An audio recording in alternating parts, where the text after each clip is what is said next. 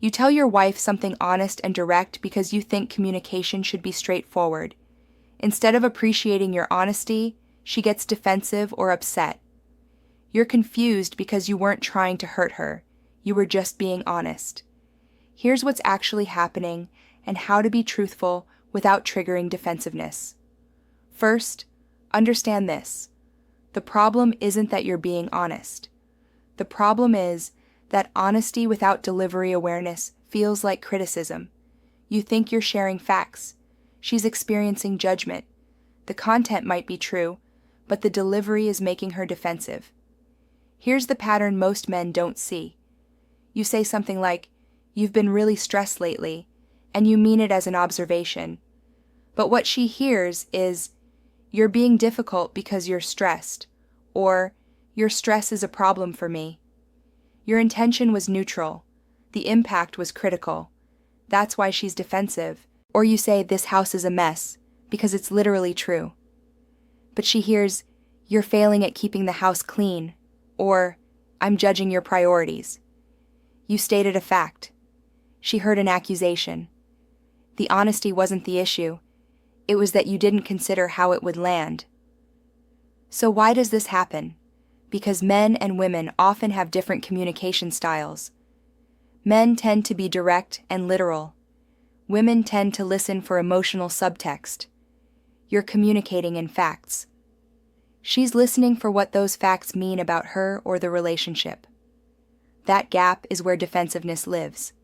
Here's how to be honest without triggering defensiveness. First, consider your timing and tone. The same words said with different timing or tone create completely different responses. "This house is a mess," said in a frustrated tone, while she's cooking dinner hits differently than, "Hey, this weekend can we tackle some cleaning together?" said calmly during a neutral moment. The honesty is the same. The delivery determines whether she hears partnership or criticism. Second, lead with empathy before truth. Instead of jumping straight to the honest observation, acknowledge context first. Try, "I know you've had a lot on your plate before, and I've noticed the house has gotten messier." That shows you understand the why before you state the what. It frames your observation as understanding, not judgment. Third, use I statements instead of you statements. "You've been really stressed" puts the focus on her and what she's doing wrong. "I've noticed we're both feeling stretched thin lately" makes it about the situation, not about blaming her.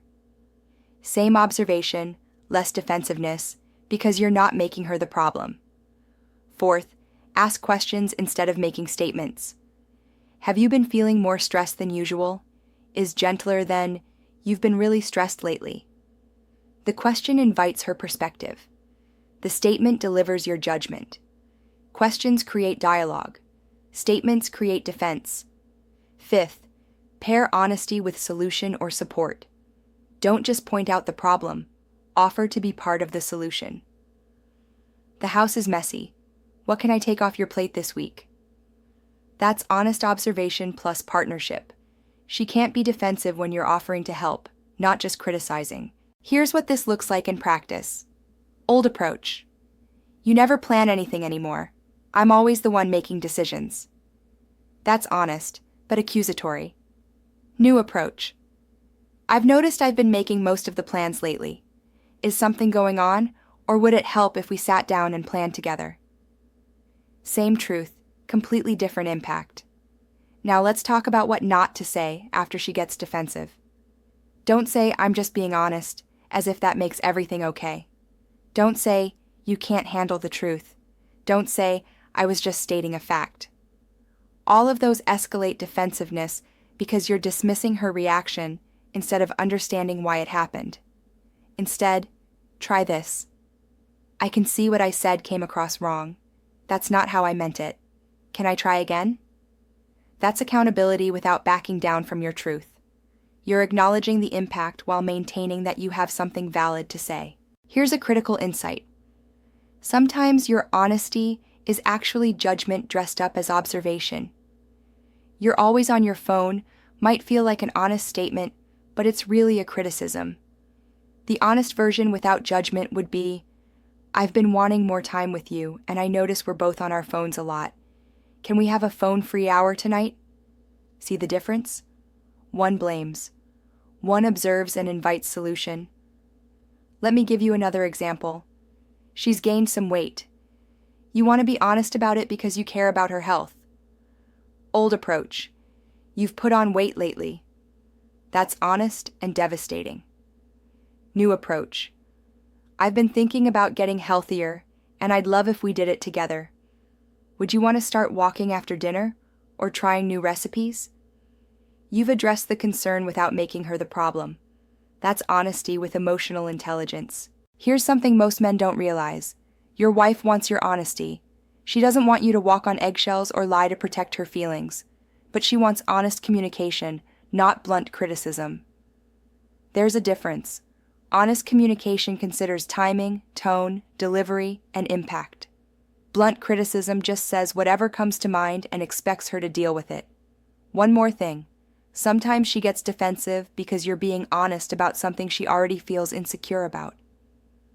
When you point out something she's already beating herself up over, your honesty feels like piling on. In those moments, what she needs isn't your honest observation. She needs reassurance and support.